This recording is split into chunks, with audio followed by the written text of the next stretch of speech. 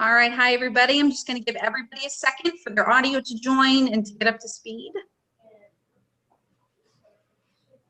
People are trickling in still.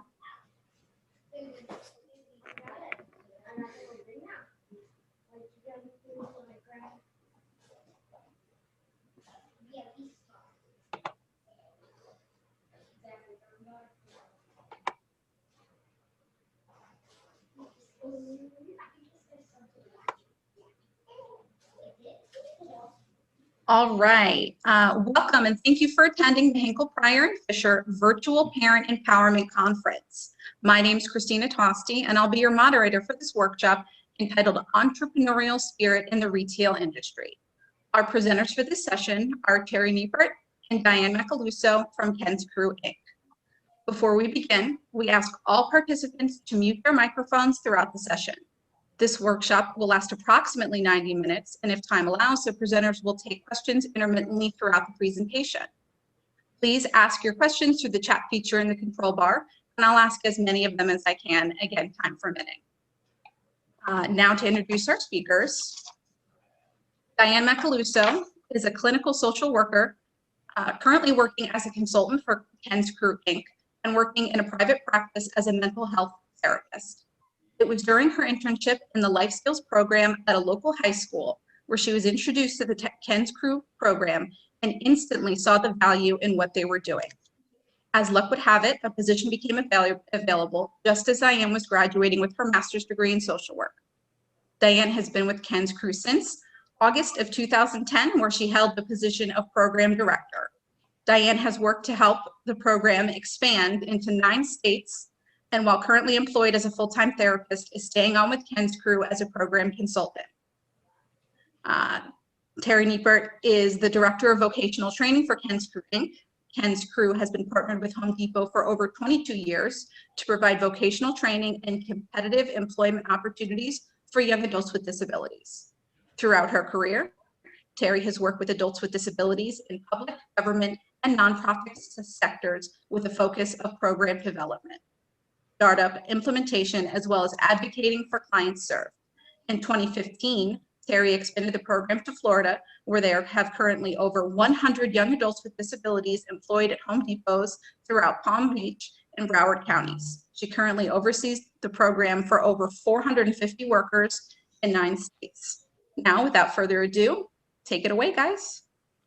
Good morning. So thank you for joining us. I guess depending on where you are, it's like a beautiful Saturday morning, and in some areas, maybe not so much. I'm actually in Southeast Georgia, and so it's not one of those beautiful mornings here for us in this area, but I know in the Northeast, it is apparently a fabulous spring morning. So I'm glad you guys were able to join us. I am going to share my screen and then we will kind of get into it and share with you who we are, what we do, and again, how that can benefit you in some way or answer any questions that you have as parents as you're considering this vocational piece or next step for your children. So let me share.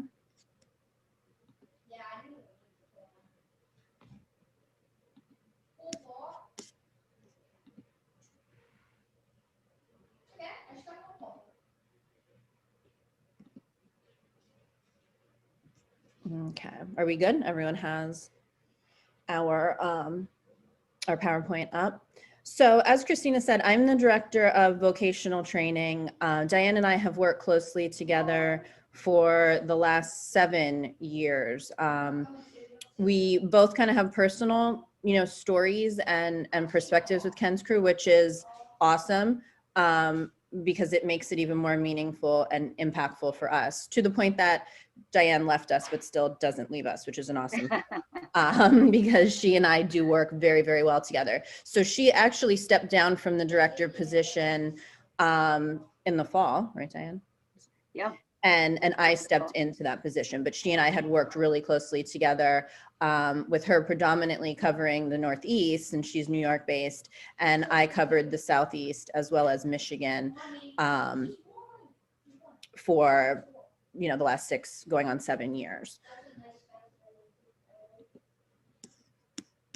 Did you want to add anything to that, Diane? Your thoughts? I mean, we'll get into more obviously with the organization and how we got connected. Yeah, I'll wait until we get into the nitty-gritty.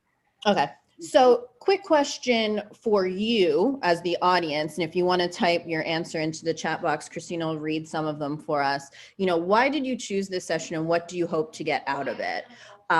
We want to make sure, you know, that obviously we're touching on some points that will be valuable to you and provide valuable information to you. So just let us know what you're hoping to find out, you know, throughout this presentation too, so we make sure we can hit on those points. So I'll give everyone a minute to kind of add, and Christina will share with us some of those. Yeah, and while everybody is typing, I just want to add, and I would assume, I think we're a little bit different than a lot of other organizations out there, hence the interest in what we are. And we're just another alternative to some of the programs you're already seeing. So hopefully after today, you guys will have a good overview of what we do and how we do it. So, keeping that in mind, we're going to gear our presentation towards your interests as well.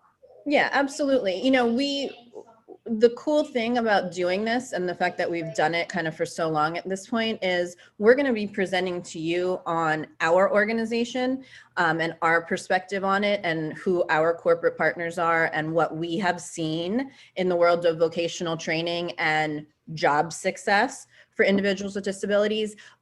But it is a very easy transition into any field, any employer. You know, there are these overarching concepts, ideas, skills that are needed regardless of the employer.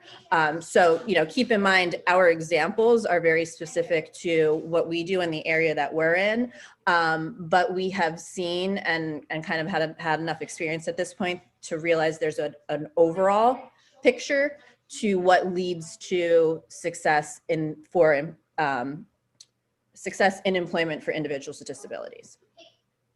And some comments here in the chat feature. They're looking for ideas and opportunities. One person, her son's 22, and I'm hoping to find meaningful employment for him.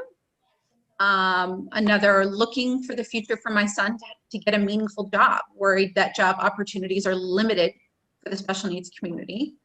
Another one says, I want to learn about Ken's Krew. How my son can be prepared to find a job.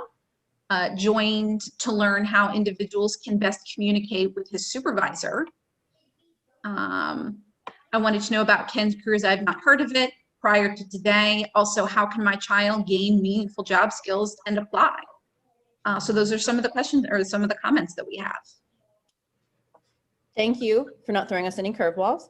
I think we will be able to hit on all of those for everyone. They are definitely all within our wheelhouse and, very good questions. So with that being said, and knowing that our audience is we're speaking, to parents, it is our history is super important because we are parent founded. That is kind of at the root and our foundational base. So we were founded, this is our 24th year, in the Philadelphia area by two sets of parents whose children were graduating from their respective school programs. Obviously, and someone had put in there, their son's 22. So that 21, 22 age range is the transitionary period for everywhere except the state of Michigan, which we do have our Michigan person on here today too. Random facts that I'll throw out there. Michigan actually provides educational services up to 26, which is crazy to think about. And every other state is still that 21 to 22 range for when someone is going to phase out of being able to receive educational services. So children are phasing out. The question is, what is next? What's going to happen, right? What are the job opportunities? What are the possibilities? And so the family spent the entire last year that their children were still in school just exploring different job opportunities. And one of the families was a business partner with, and still is, Ken Langone, who is one of the founders of Home Depot.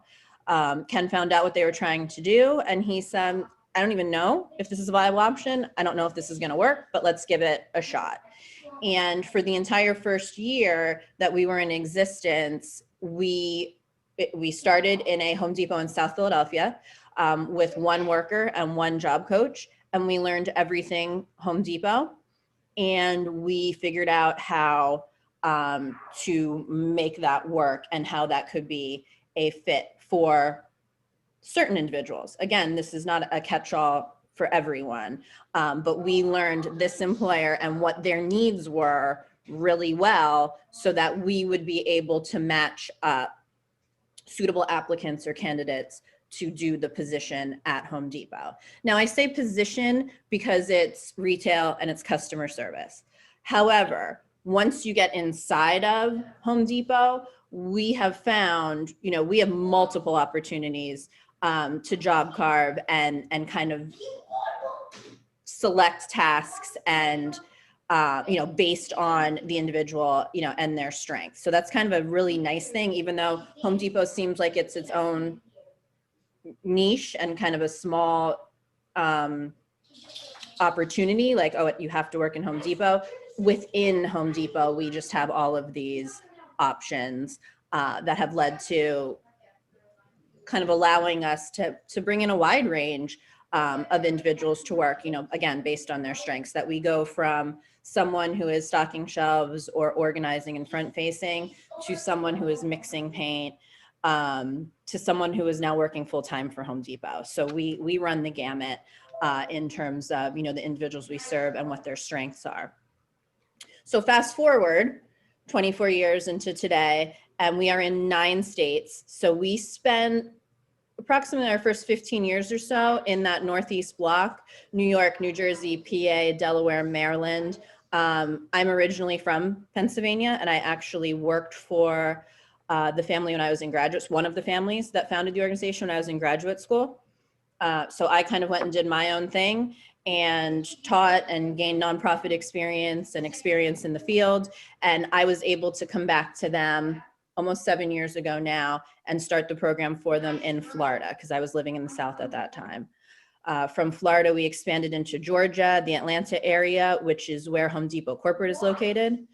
Diane helped expand into Connecticut around the same time. And then our most recent addition is the state of Michigan, which is the first time we're kind of like bumping in a little, from the East Coast. So the need is there. And we just kind of had this conversation before we got started today. As great as it is, that we like to think that we are making a difference, but we need more employers, more organizations, more to also be stepping up and wanting to be doing this too, because the sad reality is, even 24 years later, we are a small organization and we are contacted on a daily basis, multiple states, multiple areas, because people need our services. And so it's also interesting to note that even 24 years into this, we haven't gotten that far ahead of the curve in terms of what are the options, what are the employment options for individuals with disabilities. And we all know that the numbers aren't going anywhere, they're only increasing. So this is just an ongoing issue of what is the best way to support someone in long-term, meaningful, gainful employment when they may need some accommodations to be successful. Diane, you want to? Yeah, no, great. And just to add to that, I just want to note too, the importance of where these young adults are coming from, the importance of programs within the schools, the importance of, schools reaching out and giving work experiences to individuals that are in these different programs so that they do have some of the skills needed for gainful employment when they get out. And it was interesting, I've just been attending, there was an autism symposium that I was that I was in for the past couple of days, and had the opportunity to see Temple Grandin speak. And I'm sure everybody out there knows who Temple Grandin is. And that was the one thing that she noted that she felt was so important, is giving young adults the opportunity to find their strengths, to see what they're interested in. And she talked a little bit about too how schools have taken out all of these extracurricular programs like the auto maintenance program, art programs, things to really help young adults find what they're interested in and what their strengths are. The best thing as a parent that I think we can do for our children is to give them as many opportunities as we can to find their strengths, to find what they're good at. And then as they transition out of school, it's up to us to help them work with their strengths and find, what the right niche is and what the right job is. And even within, as Terry said, we're small, our main employer is Home Depot, but even within Home Depot, we have ways of appealing to somebody's strengths and finding something that's going to work very often specifically for them. And as we go through, we'll provide specific examples when we're talking about with some of the accommodations we've made for some of our workers that come in and some of the jobs that we found and how some of our workers had gone about it and how we advocate. And somebody had put in the chat earlier on, how does my son talk to their supervisor? And that's something we'll talk a little bit more about too. And for us, it's utilizing their job coach to kind of role play those situations. And, so you hear a little bit more about things we do to help young adults also advocate for themselves and promote themselves within their own job. I think that's a really good example too, Diane, and it's something that you and I talked about in terms of how do you talk to your supervisor, right? And that's just a good example of a professional skill or job skill that all of us have needed to learn at some point in time. So I think there's also this logic or thinking through some of these things when you're thinking about what your child needs to know or what skills they need to have, that some of these are skills that we all needed to learn and acquire over time. Do we provide some additional support to learn those skills? Do we provide some additional time? Do we provide ongoing support so that mistakes can be made in real time and then hopefully corrected? Yes. And again, you'll hear us speak to these things because these are all things that we've learned throughout the process too, of it's not only about obtaining employment. It's about being able to maintain employment successfully too.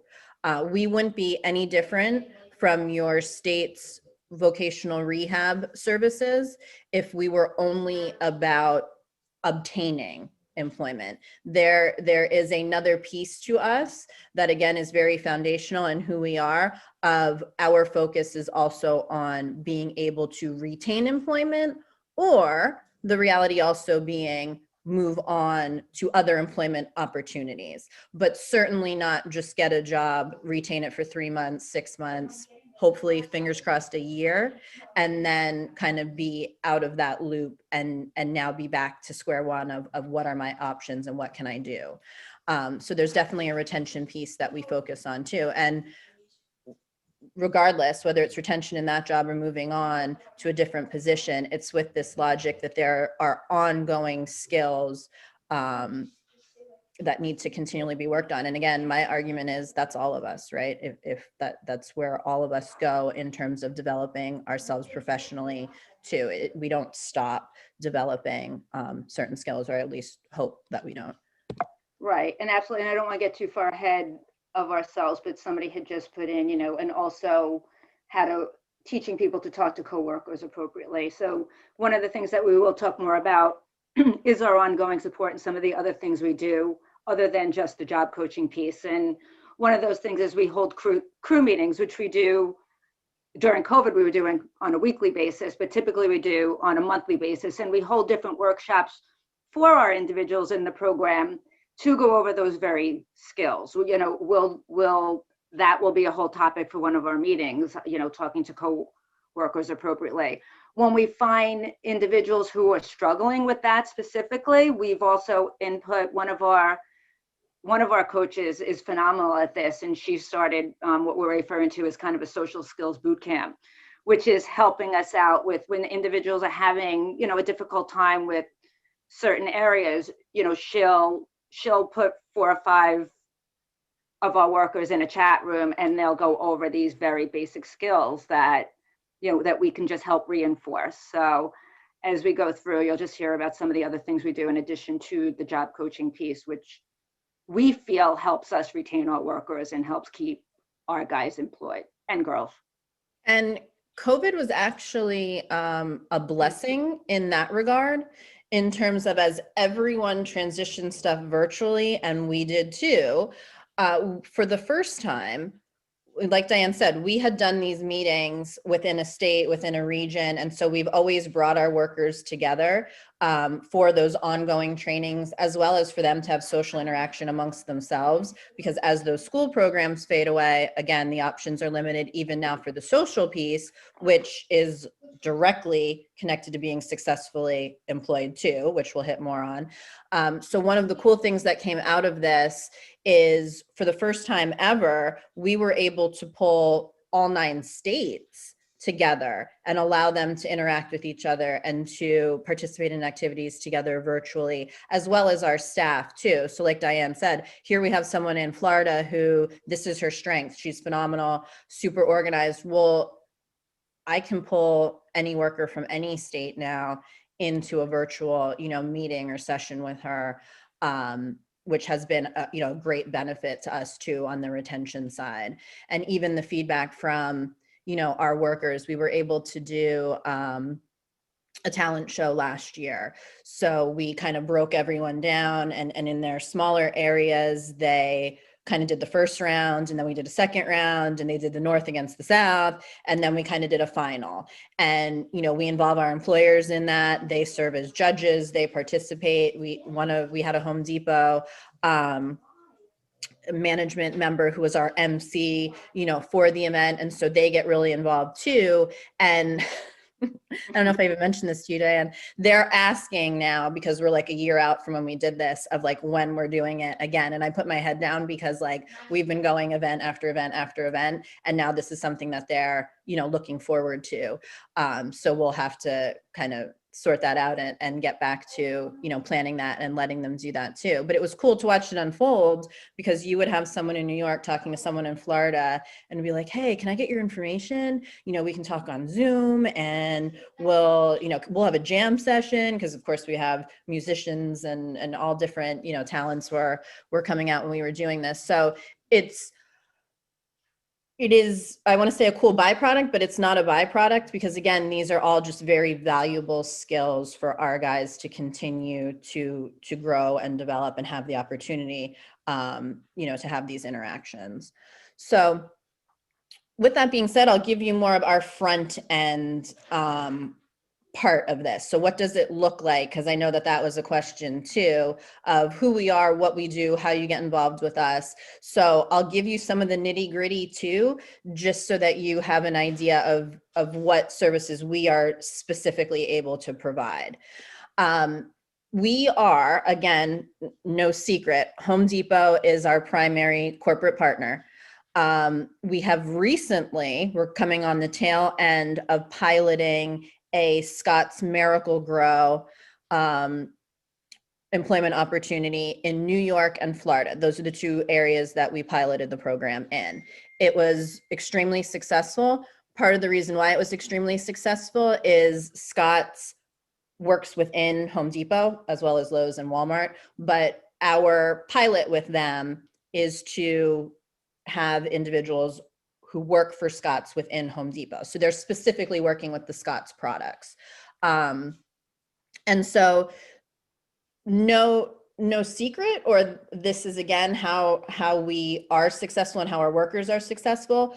One of the things that we do is we are committed to knowing the employer. Meaning, we know what the job is, we know what the job requires, we know what the employer needs are.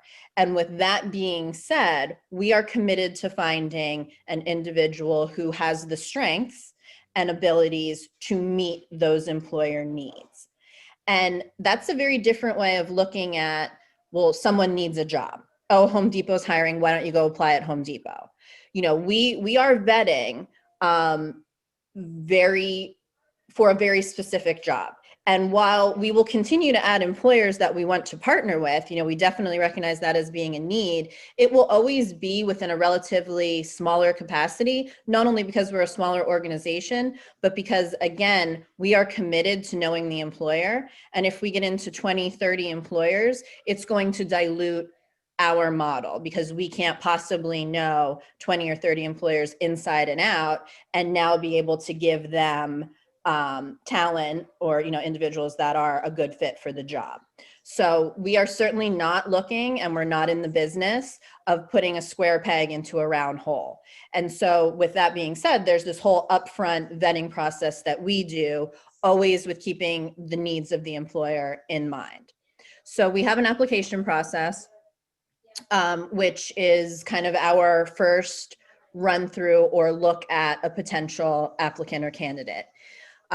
General application, lots of pages, which as a parent, I'm sure won't come as a surprise, but lots of pages. And then we're also asking for supporting documentation, IEPs, psych evals. We do some vocational profiles to see what sort of job experience or work experience they've had, in their school program. And that's our initial run through. From there, we'll do an intake. So one of our coordinators will reach out and kind of do a basic, if they have any questions, if they noticed anything, kind of give a general program overview. Bottom line, again, for our employers and what we are looking for in a candidate is it is independent, competitive employment. So at the end of the day, while we provide these services and supports, that only goes so far in terms of the candidate will need to be able to, on a daily basis after training, be able to come in and perform their job independently. So not we aren't able, and we don't have job coaches who can be there every time someone works, or we're there for the initial training process, but it is with the intent and understanding that the candidate will be able to, once trained, work independently on a daily basis for the most part. Right. And that being said, just so everybody's aware, when we talk about the training process, which we'll talk a little bit more about, that training process does last approximately 6 to 8 weeks. And that is, 2 or 3 shifts a week for approximately 4 hours. And in that training process, as Terry was saying earlier, our coaches know Home Depot in and out. We know what the employers are looking for. We know exactly what types of tasks the individuals need to do.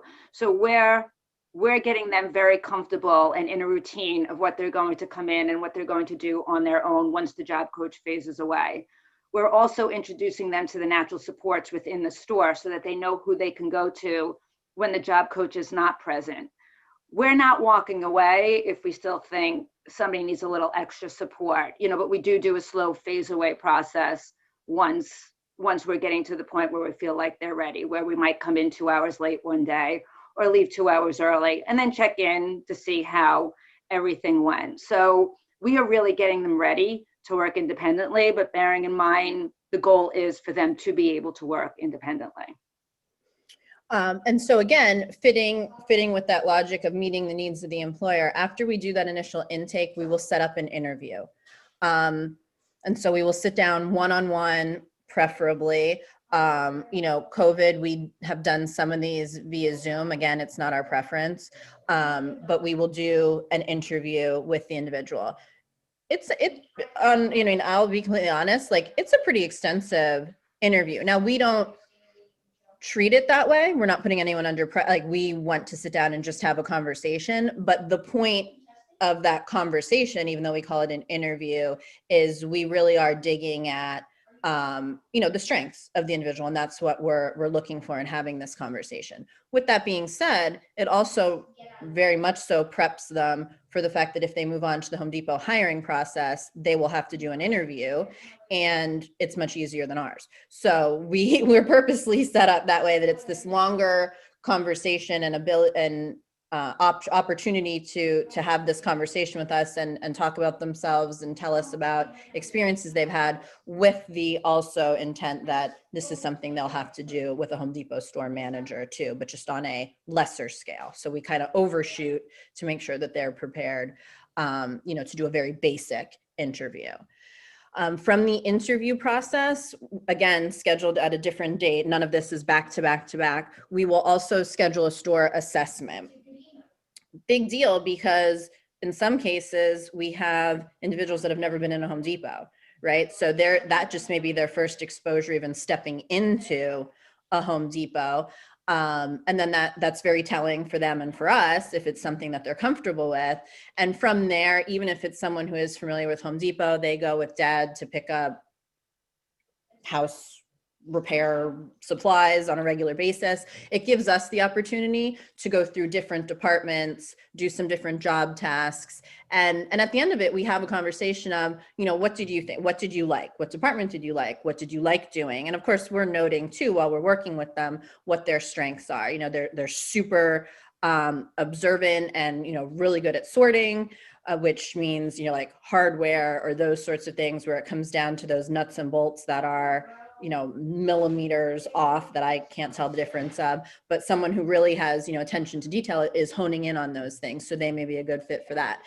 For someone else, like I just said, not my strength, that wouldn't be the area for me. But again, as we were saying before, Home Depot being this bigger box venue, we now have other options to steer into, whether it's inside garden and cleaning, and random Home Depot fact, but cleaning products fly off their shelves, which I find a bit strange because I don't buy my cleaning products at Home Depot, but okay.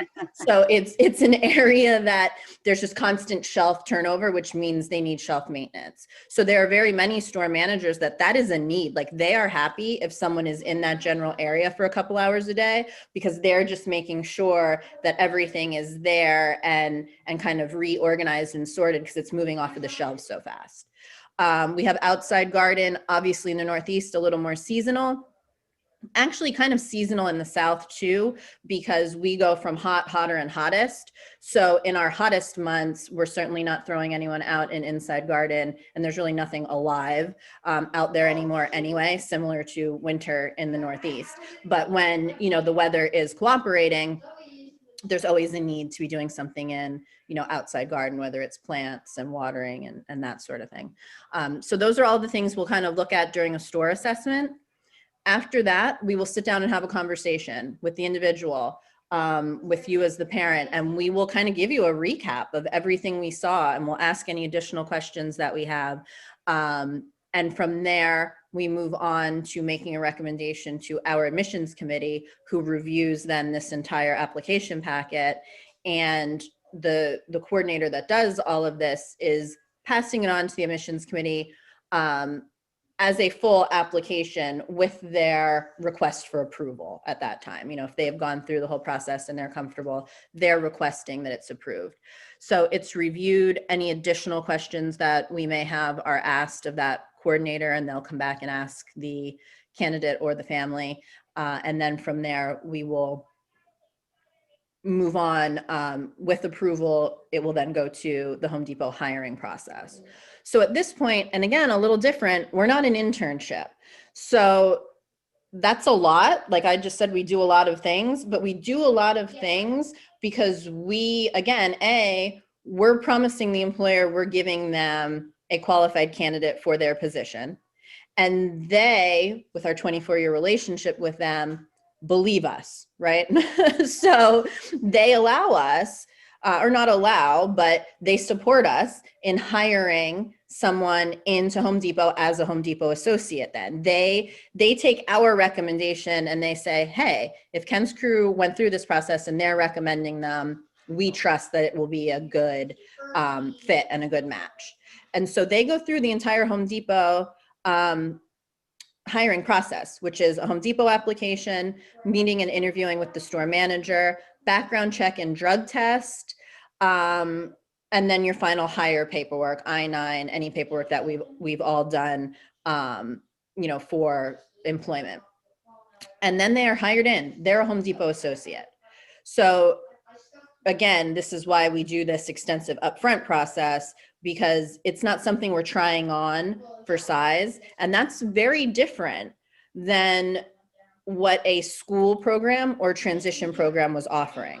The point of the school program and the transition to work program was to gain job experience, right? Was to try out these different jobs, to find a good fit, to find out what areas interested you, what didn't, where you wanted to go. And so what we're asking for, which is sometimes the very first step outside of this job experience box that someone has been exposed to, is we're saying, hey, like you want to do this now. This isn't try it on for size. This is, I want to work part-time at Home Depot long-term. Now, long-term can mean a variety of things, but it certainly isn't a 6-week, 8-week, 3-month opportunity. It is a commitment to be an employee and work. And we then, like, we walk through that entire Home Depot application process. And we, from that point on, we're also picking up with orientation, online training, on the floor training. We're constantly liaisoning with management, and what we have seen, whether it's in the store assessment, the interview, conversations that we've had, as well as the needs of the store and the employer, we're finding that fit, what department's going to be a good fit, what tasks are going to be a good fit. And so we're aligning those during training. And like Diane said, we are spending the initial 6 to 8 weeks with the individual doing all of that training, and we are on the floor with them, and we're making sure they have an understanding. And we will start to phase away as we get into that 6 to 8 week range, again, because the intent is independent employment. And at that point, then they're kind of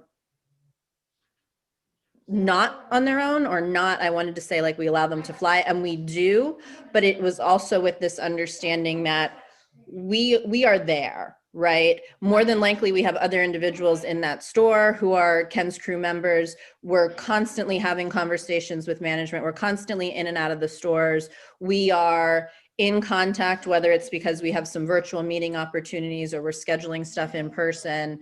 And so our purpose after the fact is that we provide ongoing services that are with the intent of successful employment and job retention. So whether that means advocating because there's an issue at the store or something popped up, and that could mean you or your child or the store manager reaches out to us. And that's actually the way we like to describe ourselves. We always want to sit in the middle of that it's this partnership and collaboration with everyone. And so we want the store to let us know, we want you to let us know, we want the worker to let us know anything that's going on. So it gives us the opportunity to kind of get in there and come up with a game plan, whether it's having a conversation with the store and advocating, whether it's making an accommodation, whether it's providing additional retraining. And again, this is with the intent, and I said this way back in the beginning, of we're all learning and growing, right? So we certainly can't have the expectation that while within 6 to 8 weeks, I promise you, especially for, with the candidates that we're working with, they'll know their job. That's not the issue.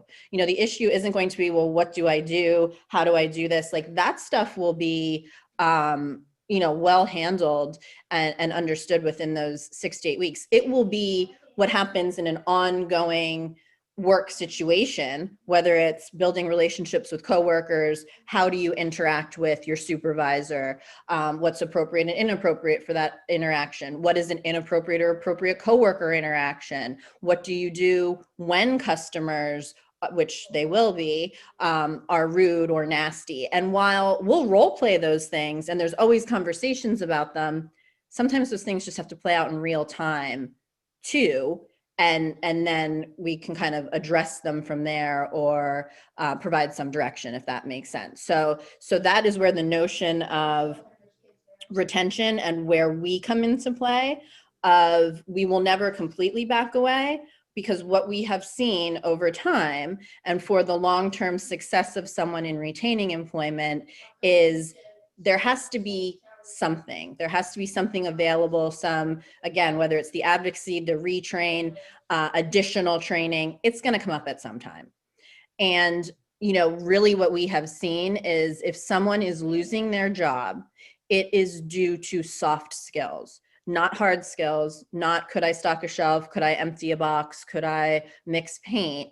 It will come down to soft skills being those interactions that I'm talking about, whether it's with the supervisor, a coworker, a customer, that will potentially put someone at risk for losing their job. So again, we want to kind of be involved in that to prevent that if possible, because if that is a limitation, due to a disability, then again, we want the opportunity to be able to get in there and troubleshoot it. And not so much that we have this problem with parents, but we definitely have this problem with management of, it's that logic of, we want to know even when something small is happening, which I'm sure as a parent, you've probably even had that conversation with a teacher, like, hey, just give me a heads up if like something's a little off, because I kind of want to address it right away. And so we have the same logic. Hey, you see us all the time. You have our contact information. If something's a little wonky, tell us, because we know that potentially it's just going to snowball into a bigger, badder thing, which could potentially be even more problematic than just us nipping something in the bud, right away. That's on a smaller scale. So with all of that, is our retention piece. So our retention stays around 90%, and kind of the breakdown of that is over half of our current, which we're at approximately 480 current workers in all 9 states. 55% of those 480 have been with us from 1 to 5 years. The important point to remember with that is Florida is in its 6th year, Georgia in its 5th, Connecticut in its 4th, Diane? Yes. And Michigan in its 2nd. So 4 of our 9 states are 6 years or less. So that definitely skews our number a bit. So when you move on, we have 21% of our workers are in a 5 to 10 year range, and 15% are in a 10 to 20 year range. So in the Northeast, where obviously we started, it is not uncommon that we have had individuals who have been with us for 10 to 20 years, or been with Home Depot for 10 to 20 years. And in some cases, we have a handful that have been with us since the beginning, that have been able to celebrate their 23rd, coming up on 24th year with Home Depot. That's huge. That is huge, because that is not a job anymore. If I have done something for 24 years, that is my career. And we don't get the opportunity very often to say someone with a disability has had a career doing something, for the long term. That we don't, I don't hear that. That's rarely talked about. We are happy if someone has a job. So again, our mindset's a little different, that if someone wants a career opportunity, it is there. And again, we're very lucky that Home Depot, being our corporate partner, their values align with our values, and it allows that to happen. Home Depot does have the opportunity for you to develop a career. However, it also has the opportunity for you to use this job as a stepping stone to develop all of those skills that I'm talking about, and to then move on to do something else, because you've now had this job experience at this level too, if that makes sense. Right, which is important to note too, in the retention rates, and in some of those incidences where workers have left, it's not only because they were terminated for a negative reason, but in many cases it's because they moved on to another position. Like, I have one young man who I worked with on Long Island that left a full-time position at Home Depot because he got a job at New York City Sanitation Department, and he felt that would be a better fit, and that was a full-time job that he had turned into a career. I had another young man that left and went to work for the Parks Department. So, sometimes it is about learning the skills and taking the skills you're learning in job one and transitioning into, for that person, something that might be bigger and better for them. And that, I think we, as I think you all will probably view, that is a success. Yeah, absolutely. And that's even been a shift for us. So we have just started to capture in the last few years that data on, has someone left us or resigned for another position, for another opportunity? Because the important thing to note too is these opportunities with Home Depot are predominantly part-time, and that has nothing to do with the individuals that we present to them for employment, that's Home Depot as a company. So pretty much every associate is part-time, and a store, based on how much volume they do, they are allotted a certain number of full-time positions per store. So it is not a common thing, for someone to be full-time unless they're in management or have one of these positions. So it's with the understanding, and we know this, that if someone does want to be employed full-time, if benefits are something they need or any of those other variables, at some point they're going to leave because they will need to pursue an opportunity that has that option. However, we have also had individuals who have earned the full-time positions in the stores too. So if Home Depot really is a good fit for them and something they really enjoy doing and want to stay and have more opportunities with them, they have, and successfully, been able to obtain some of those full-time positions. And I feel like that's in pretty much every state now. We can think of a few examples of someone who has been able to earn a full-time position. And just a quick side note, as we talk about retention, retail itself is a yearly retention rate of approximately 40% of the individuals that would start. 1 year later, 40% would still be remaining. So retail itself has a pretty high turnover, which is why we are pretty appealing to retail and to Home Depot, because as you can see, our guys don't leave. They enjoy what they're doing. They do have they're there, they're consistent. They just really enjoy their job. And so they are staying for the long haul, which is a good thing, and not a testament of anything other than the employer in that regard.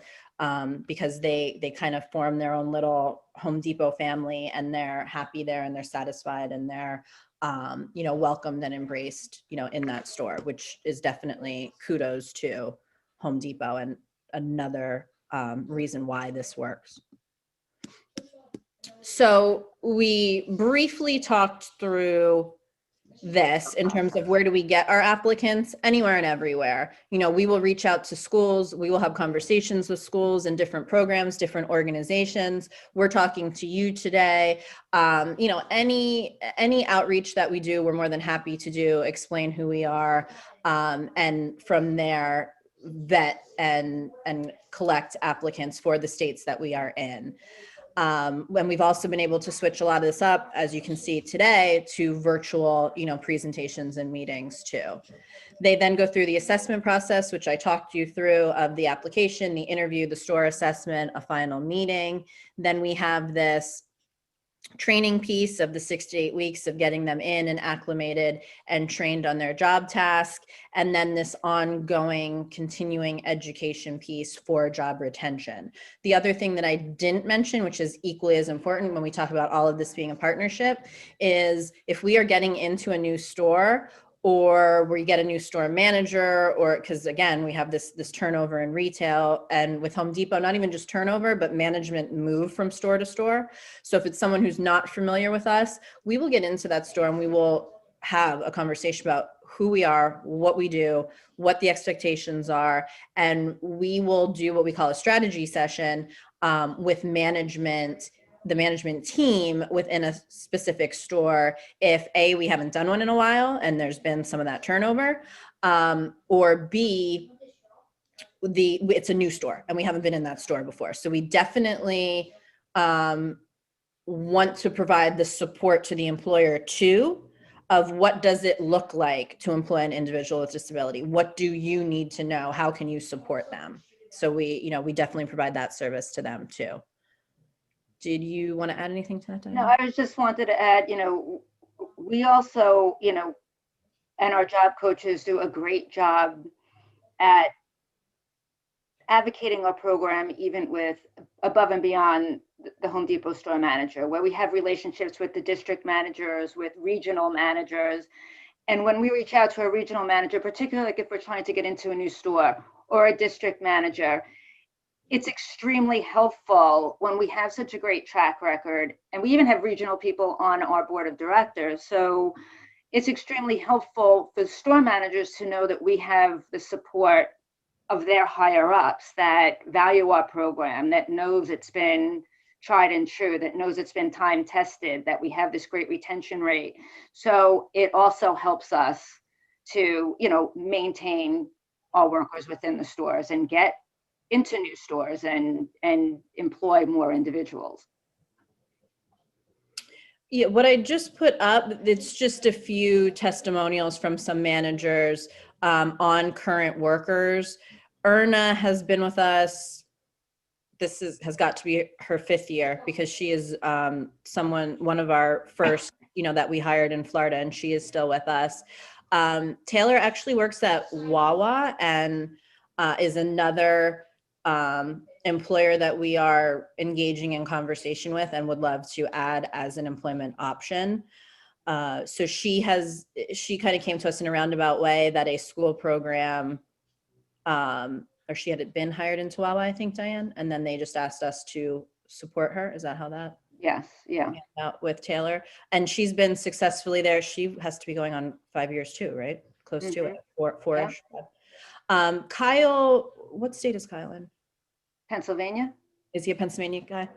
And I don't know how long off the top of my head Kyle has been with us, but again, these are, management's comments or testimonials as to why these individuals are valued, valued part of the Home Depot team and their store. And like I said, it just goes back to the retention piece. These are examples, and we have more examples of this than not, of individuals who have been, with Home Depot for at least a couple of years. I want to say, and I don't think I mentioned it in retention, our average is probably in the 4 to 5 year range if we look at it across the board, that on average someone is with us, again skewed because of our newer states. But so how does all of this match up into what an entrepreneurial spirit is? Entrepreneurial is an interesting word, and it's one that Diane and I kind of landed on for a number of reasons. Home Depot's values themselves as an employer encourage an entrepreneurial spirit, and we'll kind of tie it all up with that at the end. But when we looked at what that meant, and Diane and I dug into it a little more, some of these concepts that we're going to talk about are these job skills, or are these skills that can be continually worked on that will lead to successful employment regardless of the employer, and they are with this entrepreneurial spirit in mind. And there's something that we were doing that we didn't even necessarily link up to the word entrepreneurial. So whether it's goal setting, a growth mindset of what are my goals, what do I need to do to grow, what situations do I need to be exposed to or want to be exposed to grow. And with some of that comes pressure, comes feeling uncomfortable because it is an unknown, becomes maybe not necessarily saying, oh, this is great, but maybe the reverse of, or converse of, this really isn't for me. And that's okay too. So I think we need to be okay with some of those things too, and encourage some of those things, because that's the only place that growth is going to occur if we're just being out and we're exposed to things. And that, again, that goes for all of us. This isn't even specific to, someone with a disability. These things should be a part of, I guess, everyone's process, and maybe more so something we need to think through for the individuals that we work with. And then the emotional intelligence piece for us as a vocational training program, it is looking at some problem solving skills. Can you ask for help if you need help? Do you know who to go to? How do you have some of those basic capabilities to problem solve? And again, that can be on a very general level, but just knowing and having that awareness, as well as being accountable. It's what we, interestingly enough, we hold our guys to that standard, maybe more so than maybe store management necessarily would, if that makes sense. And there's a few reasons for that, right? There's a stigma attached to someone who has a disability and it's the right thing to do, and maybe they can do the job and maybe they can't do the job. And we're trying to dispel that stigma. That's not the case at all. If we're coming to you with a candidate that we vetted, we're telling you they're more than capable of doing the job, and we're going to hold them to that standard. And while they may be likable and friendly and great, and these little things start to happen, and as a manager, you're like, it's okay, because they're fine, and they have a disability and it's no big deal. Sometimes we end up circling back and we say, no, this has nothing to do with the disability. And that's where we can kind of come in and peel those layers back for management of, the question I always like to ask is, what would you do if this was any other associate? Oh, well, you would address the situation with them, or you would write them up. Well, we have the same expectation, for our guys. And so sometimes that gets sticky because we have this high expectation, and like, this is the policy and this is the job and this is how you do it. And our guys take it seriously for the most part.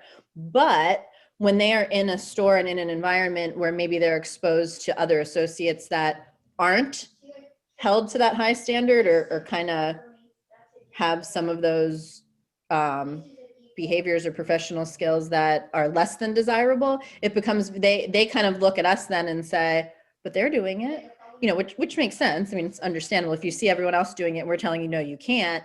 But again, this is all part of the process of, not necessarily a bad thing, I guess, that we do have this expectation and set a high standard for them, versus saying, well, no, it's okay because they have a disability. I don't know how beneficial that potentially is at the end of the day too, in terms of wanting someone to be successful and encouraging their growth, and having an understanding of what their strengths are and what they're capable of.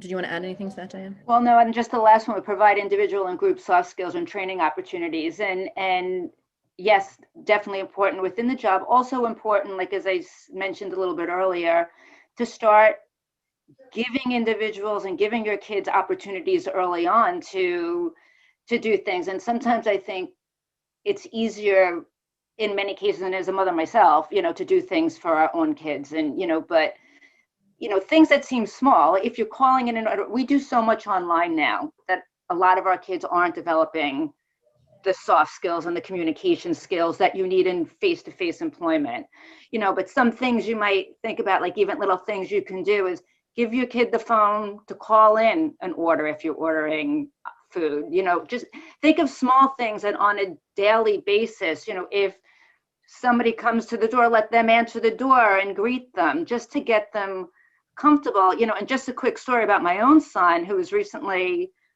applying for a job and he needed to contact the human resource person. And he had texted me a screenshot of the email from the woman the human resource person he needed to contact, that said, and the email had said, you need to call me by 2:30 today to go over some things. So he texted me the screenshot and she said, I have to call her. Where do I call? So I'm looking at this email, and in her signature is her phone number with an extension. So in my mind, I'm like, really? Does he not know how to look at that phone number? So I sent him the phone number back and he called me and he said, Mom, I called the number, but it's not the right number. She didn't answer. So I said, what do you mean she didn't answer? That's the phone number.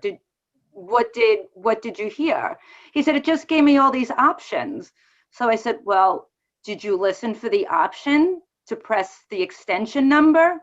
And his response, this is a 19-year-old young man, and his response was, what's an extension? And I thought, wow, I really failed as a parent. I did not give my kid the opportunity to pick up the phone and do this on his own.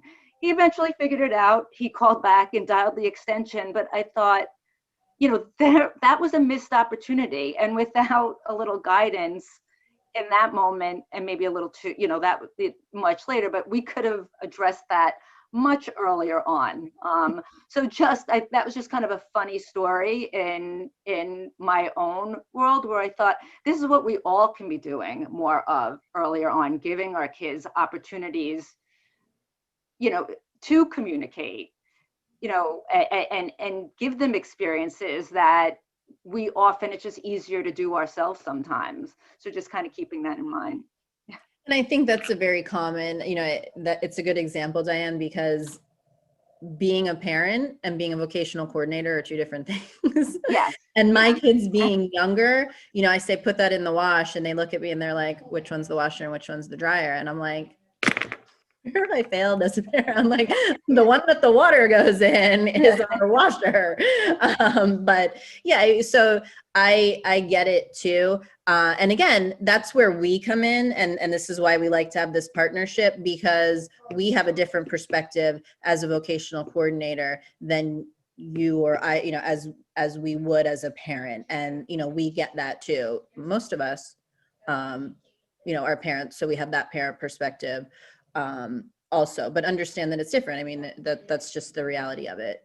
What we do day to day as a parent versus having this other relationship with an individual or two, different things. And just a side note, so like any of these pictures that are popping up, any artwork, pictures are obviously Ken's Krew members and most of them at work. And then some of this artwork, we did a calendar for this year. Again, one of the COVID byproducts. And so our workers submitted artwork, again, because we have besides working at Home Depot, we have individuals with a wide variety, of talents and skill sets. And so those who enjoy kind of the art side of things, submitted their artwork, and then we made a calendar, a Ken's Krew calendar for the year. So this draft that you're looking at is actually from one of our Connecticut workers.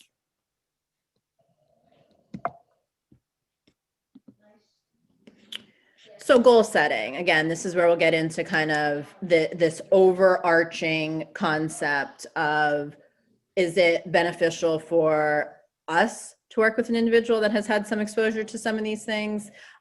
Will we work on some of these things while we work with, an individual or what we call a crew member?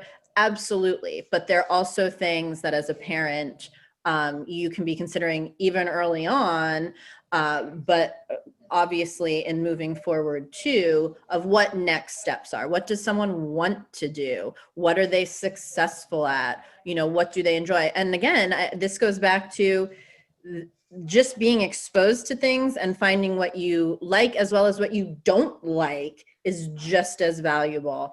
And so it's just kind of being able to be out there and experience these things.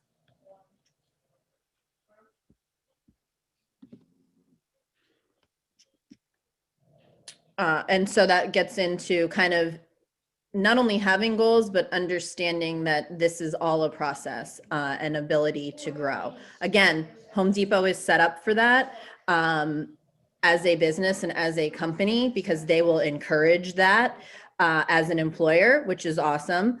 And we are obviously also encouraging that too. So when we tell you, again, this logic of, we don't go away after someone is hired on and trained at Home Depot, it is with the intention that if they want to learn something new, if they want to work in a different department, if there are some skills they want to develop, that we are able to come back in and support that too, because it certainly is not, and I started it with saying this, and it couldn't be more true. It's not, here's a job, you have a job, pat on the back, congratulations, and enjoy yourself. It is with this logic that whether you stay at Home Depot or you develop and grow some skills and you move on, it is wanting more or wanting to continue to grow or experiencing things. And again, that can still be within Home Depot and being perfectly satisfied with that, or knowing that there are other things out there that you want to kind of, experience or pursue also.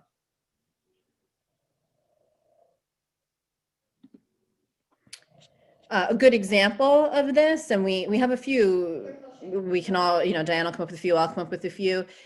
Again, Home Depot is not the be all end all for our guys. So this is Trevor. He's actually a Florida worker. He, for the last few years, and he's been with us at Home Depot for a few years, he also has this interest in running an online business and selling t-shirts. So his dad is a business owner, you know, he's able to work with his dad on some of these things and talk through some of these things. And so what he does on the side is he's figured out how to build, you know, a website out, find where he's going to get the t-shirts from, create his product, and, you know, everything that goes along with running, you know, a small business. Now, how does that translate from Home Depot? Well, a few different things.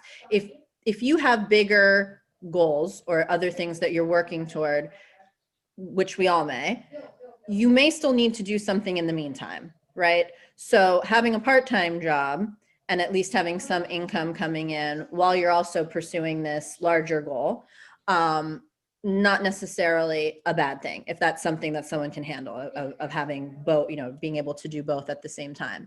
My other argument for this is there are also going to be, again, those general skills that I keep bringing it back to that you're developing at Home Depot while also being able to translate them into other positions. So, you know, for Trevor, and again, it's kind of your basic, and it's what we look for when we're actually vetting candidates too, of we want to see someone coming from a transition program, from job experience, from being involved in their community. Why? Because there's an essential set of skills that they've developed in doing that, of the responsibility of getting up, getting yourself ready, and even being somewhere, you know, is kind of the initial first steps of anything. And then from there, being able to build and now add, you know, the job component into it. So again, we're looking at this whole big picture. So that sense of responsibility, you know, I guess too goes hand in hand with, you know, the expectations of being at a job and doing your job well, and that translating again into whatever you're going to do. What did you have, Diane? Nope, you can move on. You know, because I'm going to speak to my example when we get to the entrepreneurial spirit. Okay, perfect. Yeah. So I guess, and this is good because we are kind of, I mean, we can continue to go through this, but I do kind of want to bring it back around. You know, I guess my question to everyone is, does this make sense? And in listening to us for the last hour, you know, what do you think your child could take away from, for us, again, going back to our specific example, a retail customer service-based job, in terms of general job skills?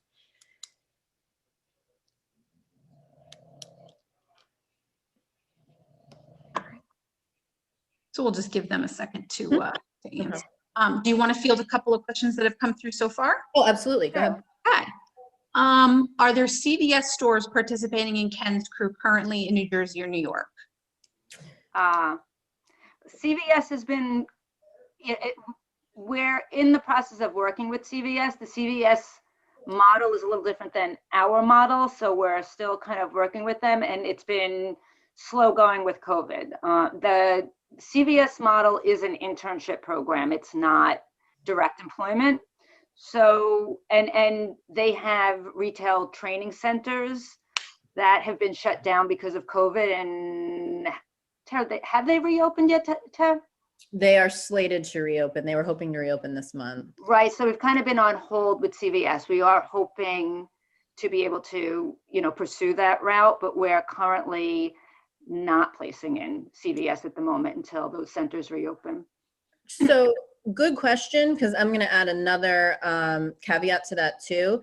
As a parent, and again, I go back to, I understand we're giving you very specific examples about what we do, but just to give you other options and other things to think through. Per ADA, a job coach is a reasonable accommodation. So in terms of thinking about any employer or any employment opportunity and knowing that your child may need a little more training, assistance, support to be successful, and that would be one of their accommodations, that is something that you are able, well, they are able to request as a reasonable accommodation for the job. So just a side note, you know, that is within their right. that if someone would have to come and provide, some additional support with any employer, it is covered by law. Okay. In New Jersey, do you have specific stores that you work with, and is there a list? We can supply you with a list of the stores that we're currently in. And I'm trying to think of, Paramus comes to mind. And I'm trying to think of the actual stores. I'm not from New Jersey myself.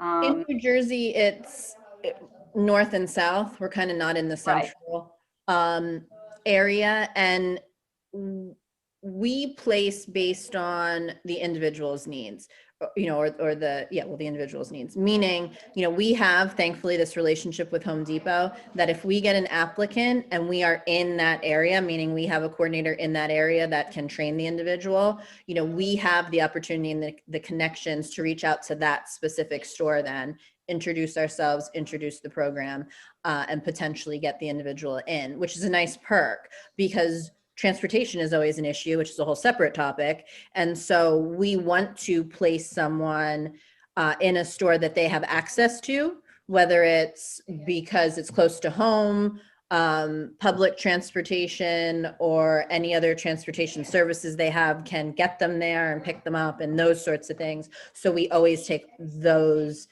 situations into consideration as much as possible when also finding the appropriate store, to work at. And then to answer your question, I got some answers now. Social skills is one that I see a few times here. Learning to get along with others. Problem solving is a big one. Asking for help. Time management. Again, problem solving again. Communication and organizational skills. Those are the ones that I've seen here. And these would all be the skills that I'm saying we see as ongoing, right? So they're not a be all end all. There's something that's going to continually have to be worked on, whether that's with us and the opportunities that we have, but also in partnership, with families, of being aware that these are some of the things. Then like Diane said, it's setting up situations at home, within the community, with other family members to also be working on these things. What does it look like, or how do you ask for help at home? How do you set up situations at home that are going to encourage that problem solving or needing to ask for help? And so I think that's a very valuable way to think about it, because these aren't just be all end all. And that's definitely been something we've learned over time. It's not a class in problem solving, right? It's going to be a lifelong process of being able to practice and develop the skill, again, based on that individual's capabilities. So that's part of the ongoing piece that we see and that we're always addressing, too. Right. And another thing, even to start like the pre-vocational, one of the early things in my first internship, one of my early jobs, before I went back to school to become a social worker, I was a pastry chef for quite a few years until I had my own family. One of the things I did was set up a baking program when I was doing an internship in a life skills program. And in that program, it was amazing how these young adults stepped up. And the skills that they learned just from basic cooking skills, like baking a muffin, basic math, doubling a recipe, following direction, communicating with the other students, and I'll often say to parents, bake muffins together, or it sounds so simple, and in some ways may seem so ridiculous, but it's so valuable just to give your kids those experiences, and helpful. What does 1/4 cup look like? And when that translates over into a job skill, like let's say they're in a situation where they have to give 1/4 of an inch of chain, it just kind of helps make the connections when you have the real life experiences. Speaking to this, the other thing I also recommend, which just popped into my head too, because it's relatively new on our end, is what we have transitioned to. Diane mentioned offering these social skills opportunities or boot camps that we offer internally for current members. But what we've had the opportunity to do now too is offer virtual trainings to anyone who's interested. And the point of that for us too was, again, like we tell you, we get these inquiries every day, and unfortunately we have to tell people, hey, we're not in your area, or we don't have a trainer in that state or area. So what we have done is we've partnered with other organizations to provide some virtual opportunities. So right now we have our Florida coach, who in partnership with a Florida community-based organization is doing a retail fundamentals course. So she is over 6 weeks for a little over an hour, 1 day per week, is kind of going through some of the basics of retail fundamentals. And they've already asked her and us to do a summer session too. So my suggestion, even at the end of this, is to reach out to us to get added to our mailing list and to just be in the loop with some of those things that we have going on. We do a newsletter that goes out monthly, which is awesome and kind of has everything laid out if it's something that you or your child would be interested in taking part in. And again, that just gives yet another opportunity to work on and develop some of these skills. So kind of what you threw out there in answering the question, as well as the things that we're looking for that make someone employable. Here's a basic list. One of the things that we look for, and maybe you want to add a little to this, Diane, too, is having a self-awareness of the disability, of what the limitations are, or how I word it if I'm having a conversation with the individual is, what do you know that you need some extra help with? Or support with, or something that's a little more difficult for you. And we all have that. Again, I can bring that back to all of us. There's always an area. And so just having, not that someone has to walk around claiming their disability, but just having an understanding of where things may be a little more challenging for them, and then knowing that that's somewhere they'll need to ask for help, or they'll need additional help in, or something that'll be a little more difficult for them. We definitely find there's some value in that too.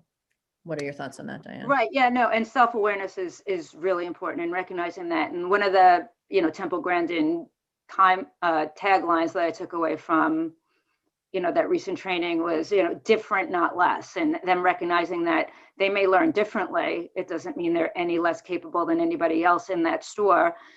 It's just they might approach something very differently, and recognizing that, and recognizing what works for them and what doesn't, and speaking to their strengths. And that's where we come in, and that's where we're going to help them find the job that speaks to their strengths, not to their weaknesses. So being self-aware. And I think that self-awareness also then translates into being able to self-advocate, right? So being aware of what you may need some additional assistance with, because then you may need to ask, right. You need to go that extra step and make someone aware of it, so that you can get the additional support you need.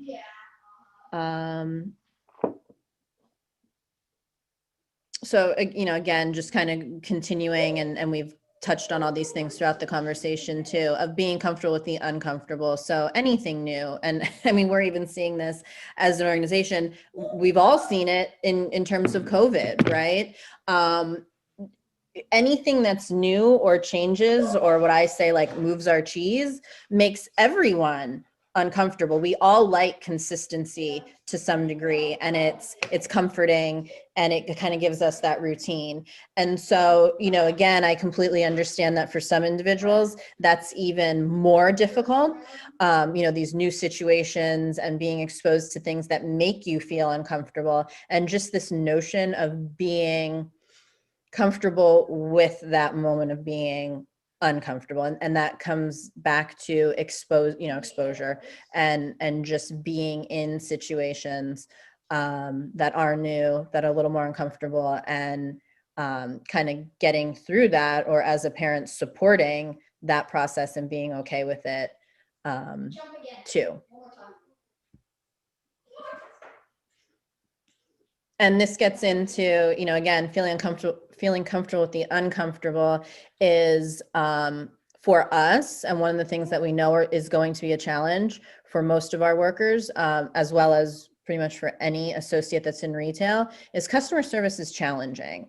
And it's funny because I was saying to Diane, before, when we were talking through all of this, I guess my question to you to think about and how you may want to conceptualize this for, again, this goal setting and thinking about what's next for your children is, how many of you are doing something within the same field, and if you want to type this in the chat box, go ahead, within the same field as your first job? So I was saying to Diane earlier, I said, I had like a retail job for a minute as one of my first jobs. And to me, that was my opportunity to say, this isn't for me. It's kind of that flip of, yeah, this not my thing. And this goes back to my notion, or my argument is, two things. We've all needed to maybe do some things to figure out it wasn't the right fit. And we've also done some things because there were these basic skills that we've talked about that we all needed to develop somewhere along the line. So whether retail was for me or not, I still had to get there. I still had to be on time. I still had to do my job. I still had to interact with customers. I still had to interact with coworkers. I still had to interact with my manager. And so those skills still traveled with me to the next job or the next job experience. And I would argue that more often than not, where we started in getting that initial job experience is not where we are now in our career. And so I guess what I wonder is that a realistic expectation for the individuals that we work with then, that this initial exposure or job should be the be all end all for them? And, maybe the answer is yes. I go back and forth with this. I give you examples of individuals that love working for Home Depot and they are completely satisfied. And I think I also see in the time that I've now spent doing this, that this is also an opportunity for other individuals to develop some of these skills and move on to pursue other, goals that they have.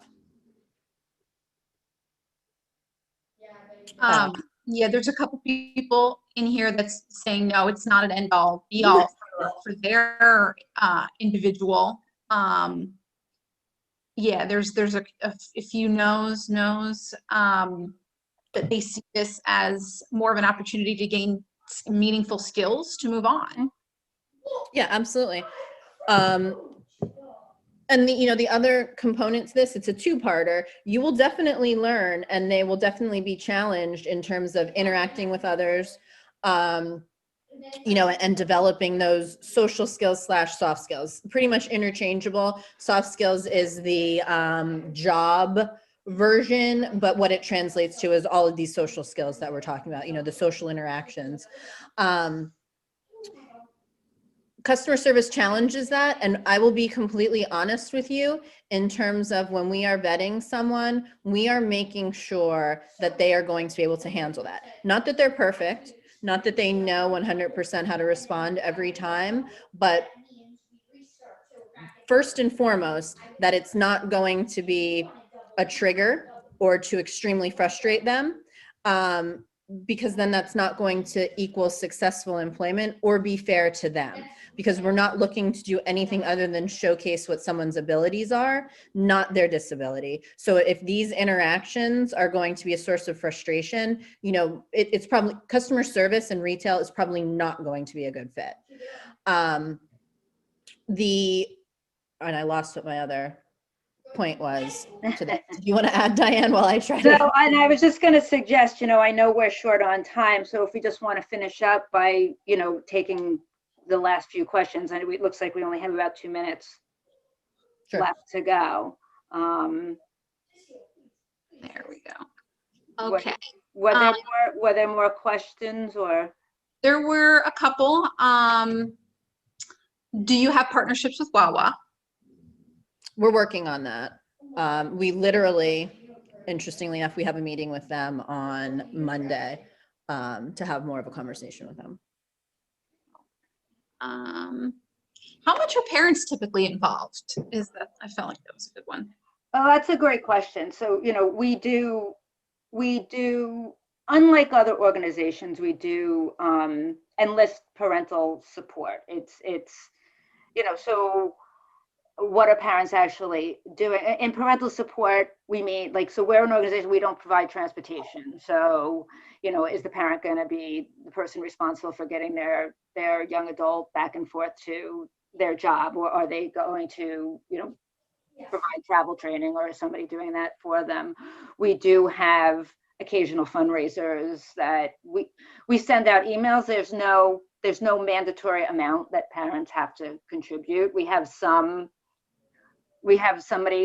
who is on our board whose son is part of the program, who runs a big golf fundraiser for us every year. We don't have, and her parents in her area help her with that. That's not mandatory. Not everybody's doing that. Some will help out in other ways. So there's no definitive amount. We do feel like, you know, it does take a village. So sometimes if we are seeing things that are happening on the job, we involve parents in kind of letting them know what's going on and helping get everybody on track. So parental involvement in that way. You know, we have our young adult sign releases so that we can communicate with the parents. I know, like, there are some organizations that have zero parental involvement. So if something's going down at the job, a parent might not find out about it until that kid is fired. We try to nip that in the bud, and we try to enlist support of a family to kind of help say, you know, we're noticing so-and-so is coming in late every morning. Is something going on at home? And they might realize, you know, I didn't realize he was playing video games till 3 a.m. every morning. So by letting the parent know that this is an ongoing, and this has actually happened, they can kind of help nip that in the bud and say, you know, you're going to lose your job if you can't get there on time. And that helps us, because sometimes just from our end, if we just say, you know, you're coming in late, you know, and they're not really telling us why they're coming in late, it really helps to have the parental involvement to sort of let them know what we're seeing on our end, and we can work together to work on what they're seeing from their end. So that's kind of really where the parent piece comes in for us. Yeah, and what it boils down to for us is a support system. We know that someone is going to be the most successful if there is a support system in place. And, you know, that could be a variety of family members potentially, or other living situations, which we understand. But for us, again, looking at this retention piece and long-term success, it's the ability of the employer, the individual, the support system, as well as us, to all collaborate and work together to make that individual, you know, be able to achieve and be as successful as possible. I wanted to leave with a comment here from one of the individuals. Just wanted to say, my son is one of the 480 currently part of Kent's Krew. He loves his job at Home Depot, and they value him. He has found his niche making keys. How long has he been with us? It doesn't say. It does not say. That's awesome. But that was really great.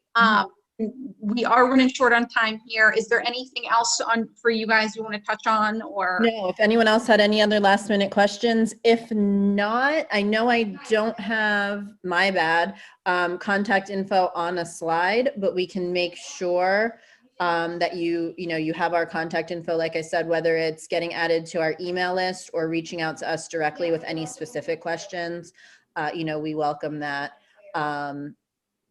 So however the best way to do that. Yeah, I can, if you're able to email me your slides, that'd be great. And I can send it out with the contact information at the bottom of the email. So we'll do that. Mm-hmm. Well, thank you guys so much. This has been an awesome session of both practical and personal information. And I think from the comments here, everybody really enjoyed it and everybody found it really informational. Awesome. Thank you, everybody, for joining us. Again, thanks to our speakers. I know we have 2 more to go today, so I hope everybody's tuning in for them. But again, thanks, everybody. And thanks, Terry and Diane. Thank you. Thank you. All right. Have a great day, everyone. All right. Bye-bye. All right. Bye. Oops.